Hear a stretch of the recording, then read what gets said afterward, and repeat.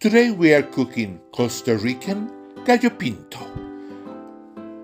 Most important ingredient, old rice, black beans, the magic potion, and a very special herb. Start by frying garlic, onion, and red pepper, what we call los olores, the aromas.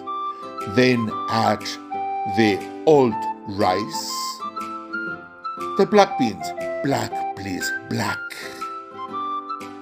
and this herb, coriander, culantro, and the secret ingredient. This special sauce is delicious. This is salsa Lizano. Without salsa Lizano, there is no Gallo Pinto.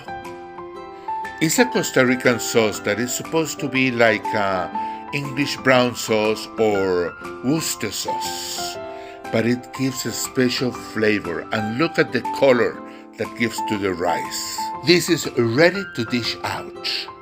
Serve it with a couple of runny yolk fried eggs, a strong cup of black coffee. This is the perfect breakfast. Look at that. So moist.